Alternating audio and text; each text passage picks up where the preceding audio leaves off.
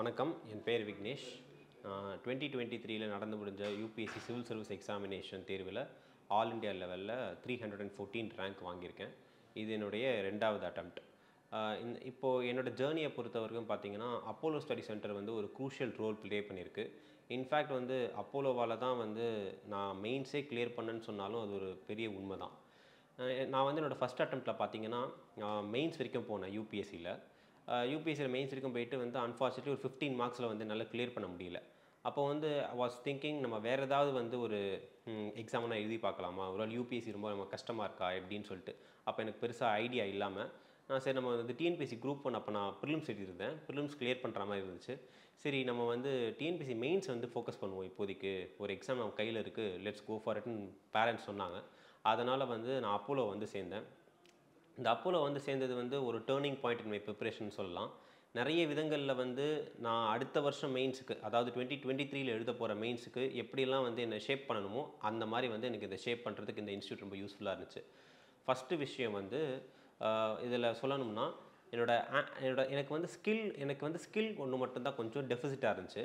Whereas knowledge வந்து பார்த்திங்கன்னா ஓரளவுக்கு நல்லாவே இருந்துச்சு. இன்ஃபேக்ட் சொல்லப்போனால் என்னோடய ஸ்கூல் டேஸ்லேருந்தே right from school till college அகாடமிக்ஸில் வந்து நான் ஒரு ப்ரில்லியண்ட்டான ஸ்டூடெண்ட் தான். ஸோ வந்து கண்டென்ட் வைஸ் வந்து I was able to remember things, I was able to recollect எல்லாமே. பட் ஒரு ஆன்சரை வந்து மெயின்ஸில் ப்ரெசென்ட் பண்ணும்போது அந்த presentation plays a very big role, especially அந்த process itself is a subjective. அதாவது அந்த எக்ஸாமினர் வந்து ஒரு நம்மளோட பேப்பர் திருத்தும் போது எந்த அளவுக்கு நமக்கு ஒரு மார்க்ஸ் அவார்ட் பண்ணணும்னு யோசிக்கிறதுல அந்த ரீடபிலிட்டி ஆஃப் த ஆன்சர் வந்து ரொம்ப முக்கியமான ரோல் ப்ளே பண்ணுது. அதை பற்றி வந்து இங்கே அப்போலோவில் நிறையவே ஃபோக்கஸ் பண்ணுறாங்க. ஒரு சில எக்ஸாம்பிள் சொல்லணும்னா, ஃபஸ்ட்டு என்னோடய ஹேண்ட் ரைட்டிங் வந்து பார்த்திங்கன்னா ஓரளவுக்கு லெஜிபிளாக இருக்கும். But at the same time ஒரு ஃபாஸ்ட்டாக எழுதும்போது ரீடபிளாக இருக்குமான்னு கேட்டிங்கன்னா அது ஒரு பெரிய கொஷின் மார்க். ஸோ இங்கே வந்தோன்னே சாம் சார், அதாவது அப்போலோட டைரக்டர் சாம் சார் வந்து ஃபஸ்ட்டு என்னை சேஞ்ச் பண்ண சொன்னது என்னோடய ஹேண்ட் ரைட்டிங் தான். இந்த மாதிரி வந்து உன்னோட கெப்பாசிட்டி பில்டிங் ரொம்ப நல்லா இருக்குப்பா, பட் உன்னோட ஹேண்ட் ரைட்டிங் சேஞ்ச் பண்ணிங்கன்னா கண்டிப்பாக நீ வந்து பெரிய லெவலில் ஷைன் ஆகலான்னு சொன்னார். ஸோ வந்து he himself recommended me handwriting class.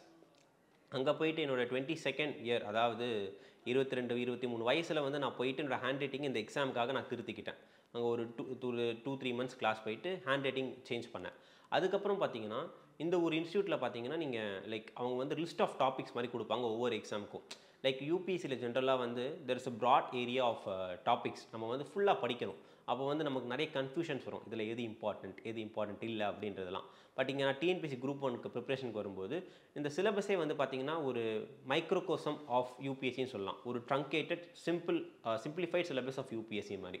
அப்போ இந்த சிலபஸில் வந்து இங்கே இருக்கிற ஃபேக்கல்ட்டிஸ் ஸ்பெசிஃபிக்காக வந்து எந்த டாபிக்ஸ்லாம் ரொம்ப இம்பார்ட்டண்ட், இந்த இயருக்கு எந்தெந்த கரண்ட் அஃபேர்ஸ் டாப்பிக்கில் ரெலவெண்ட்டுன்னு சொல்லிட்டு ஜஸ்ட்டு ஒரு டெஸ்ட்டுக்கு வந்து ஒரு சிலபஸ் மட்டும் கொடுக்காம along with that list of டாபிக்ஸும் கொடுத்துருவாங்க. ஸோ இது எனக்கு எந்த அளவுக்கு ஹெல்ப்ஃபுல்லாக இருந்துச்சுன்னா, யூபிஎஸ்சியில் நான் எனக்கு முன்னாடி அட்டெம்ப்டில் வந்து எனக்கு இருந்த பெரிய பிரச்சனை நம்ம எதெல்லாம் படிக்க போகிறோம், எதை விட போகிறோம் அப்படின்ற கவலை தான். பட் இவங்க கொடுத்த லிஸ்ட் ஆஃப் டாபிக்ஸ் வந்து ரொம்பவே எனக்கு யூஸ்ஃபுல்லாக இருந்துச்சு. இன்ஃபேக்ட் அந்த லிஸ்ட் ஆஃப் டாபிக்ஸ் மட்டும்தான் நான் படித்தேன். டிஎன்பிஎஸ்சி மெயின்ஸ்க்கும் படித்தேன். அதுக்கப்புறம் நான் ஒரு மாதம் கழித்து அட்டன் பண்ண யூபிஎஸ்சிக்கும் வந்து இந்த லிஸ்ட் ஆஃப் டாபிக்ஸ் தான் நான் வந்து படித்தேன். Next content. அதாவது யூபிஎஸ்சியில் வந்து ஜென்ரலாக என்ன சொல்லுவாங்கன்னா, you should address the demand of the question. உனக்கு என்ன தெரிஞ்சது எழுதக்கூடாது, கொஸ்டின் என்ன கேட்டிருக்காங்களோ அதான் எழுதணும்னு சொல்லிட்டு. Of course that is a very big truth. And அதோட ஒரு பெரிய மந்த்ராவை இங்கே நான் கற்றுக்கிட்டது என்னென்னா, demand of the question address பண்ணுறதோட சேர்த்து எக்ஸாமினருக்கு என்ன தெரியுமோ அதையும் நீங்கள் சேர்த்து அட்ரஸ் பண்ணணும். லைக் வந்து நம்ம வந்து ஒரு டிமாண்ட் ஆஃப் த கொஸ்டினை வந்து நிறைய விதங்கள் அட்டன் பண்ணலாம். But at the same time நம்மளோட ஆன்சர் வந்து எக்ஸாமினரோட கனெக்ட் ஆகிற மாதிரி நம்ம எழுதணும்னா ஆப்வியஸ்லி நம்மளோட மார்க் நிறைய பூஸ்ட் ஆகுன்றதை இவங்க நல்லாவே எம்பசைஸ் பண்ணாங்க. ஸோ ஒரு டாபிக் கொடுத்ததோ மட்டும் இல்லாமல் அதை வந்து என்ன ஆன்சர் எழுதுனாலும் அது கரெக்டுன்னு இல்லாமல் இந்த மாதிரி ஸ்பெசிஃபிக்காக நீங்கள் ஆன்சர் எழுதுங்க. இதெல்லாம் வந்து அஃபிஷியல் வெப்சைட்ஸில் இருந்துருது கண்டென்ட் எடுக்கிறது, அஃபிஷியல் புக்ஸு கவர்மெண்ட் காலேஜ் புக்ஸ்லேருந்து கண்டென்ட் எடுக்கிறது, இந்த மாதிரி ரிசர்ச் பண்ணி இதுக்கு இந்த கண்டென்ட் வந்து ரொம்ப சூட்டபுளாக இருக்கும்.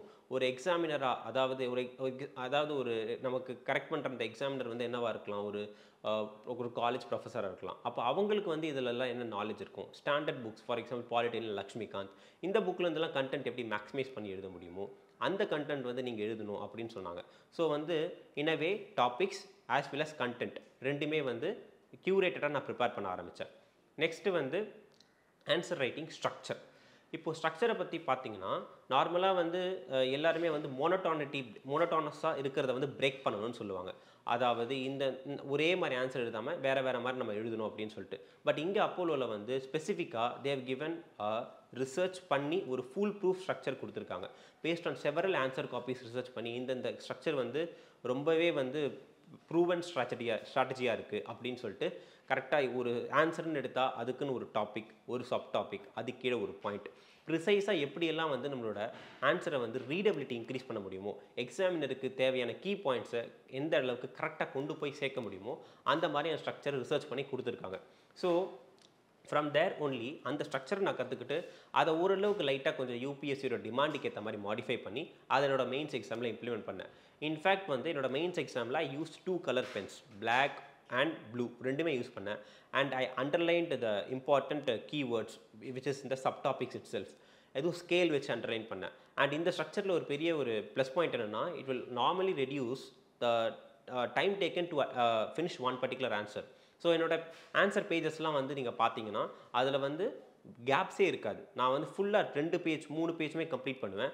At the same time meaningful கண்டென்ட்டும் எழுதுவேன் வித் லெஜிபிளான ஹேண்ட் ரைட்டிங் அண்ட் அண்டர்லைன் பண்ணி அதை ரீடபிலிட்டியும் வந்து செமையாக இன்க்ரீஸ் பண்ணுவேன். ஸோ இந்த ஸ்ட்ரக்சரும் வந்து ரொம்பவே ஹெல்ப்ஃபுல்லாக இருந்துச்சு. நெக்ஸ்ட்டு வந்து எப்படி வந்து ஸ்டாண்ட் அவுட்டாக இருக்கிறது, அதாவது மற்ற ஆன்சர் ஸ்ட்ரக்சர்ஸை விட மற்ற ஆன்சர் கண்டென்ட்டை விட எப்படி வந்து உங்களோட ஆன்சர் வந்து இன்க்ரீஸ் பண்ணுறதுனா வேல்யூ அடிஷன் பாயிண்ட்ஸ்.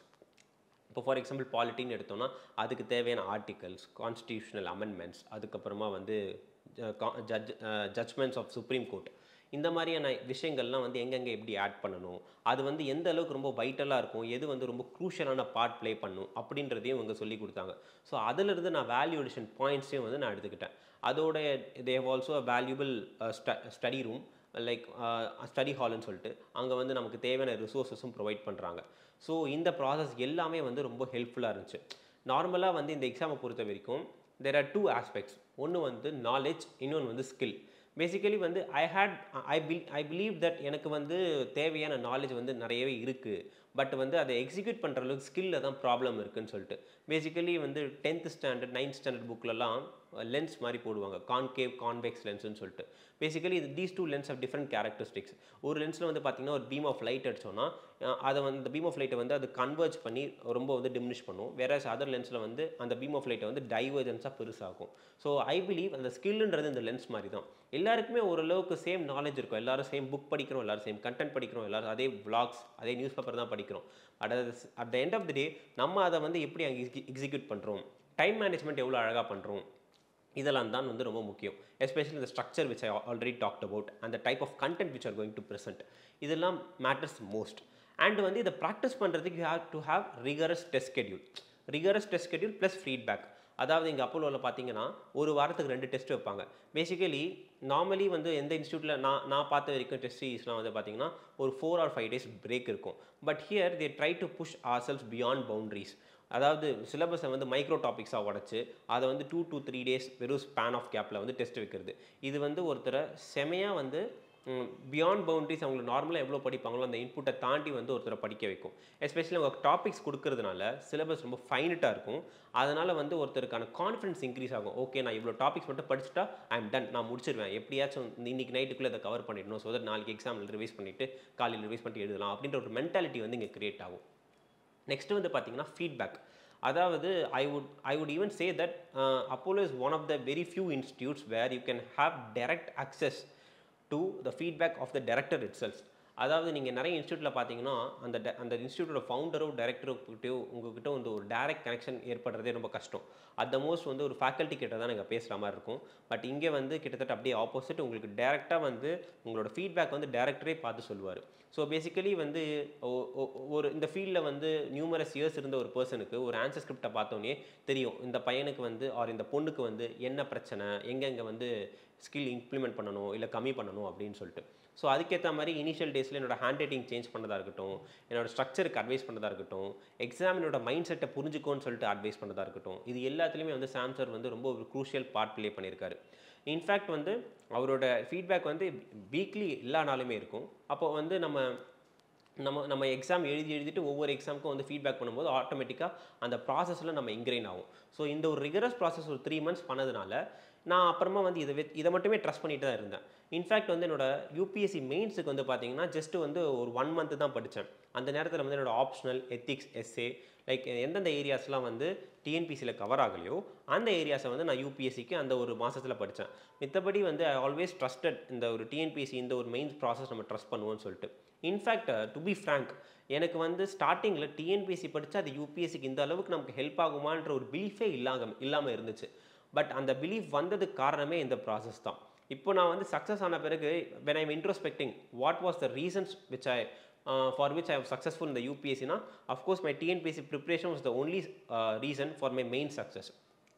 ப்ரிலிம்ஸ் வந்து பார்த்தீங்கன்னா ஆல்மோஸ்ட் நான் 1 வீக் அந்த மாதிரி தான் வந்து படிக்க முடிஞ்சது. Because I was very much interested in the TNPSC mains preparation. அப்போது யூபிஎஸ்சி ப்ரிலிம்ஸ் வந்து நடுவில் ஜூன் மே நினைக்கிறேன், மேல வந்துச்சு. அப்போ வந்து கொஞ்சம் தான் படிக்க முடிஞ்சது. But fortunately due to my residual knowledge, ஏற்கனவே நான் பில்ட் பண்ண capacity for the first 2 years வந்து நான் யூபிஎஸ்சிக்கு படித்தது, நான் ஃபர்ஸ்ட் அட்டெம்ப்ட் படித்தது, அந்த ரெசிடுவல் நாலேஜ்லாம் has come to my rescue. அதை வச்சு நான் அந்த ப்ரிலிம்ஸ் கிளியர் பண்ணேன். அதுக்கப்புறமாவும் மறுபடியும் நான் வந்து டிஎன்பிஎஸ்சி குரூப் 1 மெயின்ஸை மட்டுமே ட்ரஸ்ட் பண்ணி அதை மட்டுமே பண்ணிவிட்டு மீதி இருந்த 1 மந்தில் ஜிஎஸ் பெருசாக நான் கவர் பண்ணல. Because I had the belief that இங்கே கவர் பண்ண ஜிஎஸ் போர்ஷன்ஸே ரொம்ப சஃபிஷியண்ட்டாக இருக்கும்னு சொல்லிட்டு. இன்ஃபேக்ட் டு மை பிலீஃப் நிறைய கொஷின்ஸ் நான் இங்கே ப்ராக்டிஸ் பண்ணது, இங்கே படித்தது வந்து அங்கே ரிஃப்ளெக்ட் ஆச்சு. இங்கே கொடுத்த அந்த ஒரு சிம்பிள் லிஸ்ட் ஆஃப் டாபிக்ஸ்லேருந்து நிறைய கொஷின்ஸ் அங்கே ரிஃப்ளெக்ட் ஆச்சு. ப்ளஸ் இங்கே கலெக்ட் பண்ண வேல்யூடேஷன் பாயிண்ட்ஸை வச்சு நான் அங்கே வந்து வேறு நிறைய ஆன்சர்ஸ் வந்து அன்னோன் ஆன்சர்ஸையும் மேனேஜ் பண்ணுறதுக்கு ரொம்ப ஹெல்ப்ஃபுல்லாக இருந்துச்சு. அப்போ அந்த 1 மந்த் அதை முடிச்சு அந்த மெயின்ஸ் கிளியர் பண்ணேன். But it's unfortunate to say that நான் இவ்வளோ எஃபர்ட் போட்டு பண்ண பிறகும் நான் டிஎன்பிசி மெயின்ஸ் என்னால் கிளியர் பண்ண முடியல. That is for various other reasons இருக்கலாம், which I am not yet able to know. But over the time இந்த யூபிஎஸ்சி மெயின்ஸ் கிளியர் பண்ணது was a moral boost for me. அதுக்கப்புறமா சாரை வந்து மீட் பண்ண சாம் சாரை, அண்ட் ஹீ செட் தட் உங்களோட character நேச்சுரலாகவே நல்லா தான் இருக்குது. ஸோ இன்டர்வியூ ப்ராசஸில் வந்து நீங்கள் ரிகரஸாக வந்து ஒரு மெட்டமார்ஃபோசிஸ், அதாவது ஃபுல்லாக கம்ப்ளீட்டாக சேஞ்ச் ஆகணும்லாம் அவசியம் இல்லை. நீங்கள் வந்து ஜஸ்ட்டு ஒரு சின்னதாக வந்து ஒரு ட்வீக்கிங் மாதிரி பண்ணாலே போதும், it will be more then enough for இன்டர்வியூன்னு சொல்லிட்டு he was very much confident on my particular personality itself. And அதுக்கேற்ற மாதிரி I scored around 193 marks in my personality test இந்த யூபிஎஸ்சி இன்டர்வியூ. அண்ட் நான் போன மார்க்ஸ் எல்லாமும் almost இவர் கொடுத்து அதே ஃபீட்பேக் தான் சொன்னாங்க. Naturally you are performing very well, you will be very well doing on the interview day if you are very much கான்ஃபிடென்ட்ன்ற மாதிரி. So it also went well. And finally இப்போ வந்து என்னோட ரேங்க்குக்கு வந்து நான் ஐஏஎஸ்ஸை எக்ஸ்பெக்ட் பண்ணுறேன். ஸோ வந்து இந்த வீடியோ மூலமாக சம்மரியாக நான் சொல்ல வர்றது என்னென்னா, அதாவது நம்ம வந்து ஒரு விஷயம் வந்து இதுக்கும் சம்மந்தம் இல்லைன்னு நினைப்போம். But ultimately anything can help us anywhere. அதாவது நம்ம படித்த கல்வி என்றைக்குமே வந்து நமக்கு கை கொடுக்கும். நான் டிஎன்பிசிக்கு மெயின்ஸ் படித்தது எனக்கு யூபிஎஸ்சி மெயின்ஸ் ஹெல்ப் ஆச்சு. இப்போ வரைக்கும் வந்து பார்த்தீங்கன்னா நான் இங்கே ரேங்க் வந்து நல்ல ரேங்க் ஒன்று வாங்கியிருக்கேன்னா அதுக்கு என்னோட ஜிஎஸ் தான் காரணம். To say in marks level 2022 attempt compare பண்ணும்போது 2023 UPSC attemptல there was 70 marks extra which I scored in GS plus SA, and this was completely because of my TNPSC group 1 preparation from Apollo Study Center. So இது வந்து எனக்கு ரொம்பவே ஹெல்ப்ஃபுல்லாக இருந்துச்சு. நீங்களும் வந்து கான்ஃபிடன்ஸ் லூஸ் பண்ண வேணாம். இன்ஃபேக்ட் வந்து சில பேர் வந்து கான்ஃபிடன்ஸ் லூஸ் பண்ணுறாங்க. யூபிஎஸ்சி சிவில் சர்வீஸ் ப்ரிப்பரேஷன் நான் நிறைய அட்டெம்ப்ட் கொடுக்குறேன், unfortunately I'm not able to make a mark அப்படின்னு நினைக்கிறீங்கன்னா, my humble advice is that try and experiment TNPSC group 1. Because since UPSC சிலபஸ்ன்றதே வந்து ரொம்ப லார்ஜாக இருக்கிறதுனால probably what I think is அதோட ரொம்ப இம்பார்ட்டண்ட்டான ஏரியாஸ் தான் குரூப் 1ல் சிலபஸாக வச்சுருக்காங்க. அப்போ why don't we try and experiment that? அப்போ வந்து நான் என்ன பண்ணேன், அந்த இம்பார்ட்டன்ட் ஏரியாஸ் மட்டும் கவர் பண்ணி கொஞ்சம் கொஞ்சமாக வந்து எப்படி என்னால் வைடன் பண்ண முடியும். ஃபார் எக்ஸாம்பிள் அந்த ஒரு 1 மந்தில் நான் எக்ஸ்ட்ராவாக படித்த அந்த இன்டர்னல் செக்யூரிட்டி, எத்திக்ஸ் அதெல்லாம் வந்து எப்படி கவர் பண்ண முடியும். அஃப்கோர்ஸ் வந்து ஒரு நியூ கமருக்கு இது வந்து ரொம்ப கஷ்டமாக இருக்கும். But for seasoned candidates who are trying to make a mark, ரொம்ப வருஷமாக வந்து ட்ரை பண்ணிட்டு இருக்கேன், பட் அன்ஃபார்ச்சுனேட்லி மைனர் மார்ஜின்ஸ்லாம் மிஸ்ஸிங் அப்படின்னு நினைக்கிறவங்க இங்கே வந்து டிஎன்பிஎஸ்சி குரூப் 1ல் வந்து இந்த முக்கியமான அந்த ஒரு பவுண்டரி போட்டு லிமிட் பண்ணி உங்கள் ரிசோர்ஸை படித்தது ஸ்ட்ரெங்தன் பண்ணிவிட்டு அதுக்கப்புறமா டிஎன்பிஎஸ்சி குரூப் 1லையும் கிளியர் ஆகிட்டு அதுக்கப்புறமா திருப்பி வந்து நம்ம யூபிஎஸ்சி கூட ட்ரை பண்ணலாம். So this is my humble advice. So very thankful for Apollo study centre. Thank you.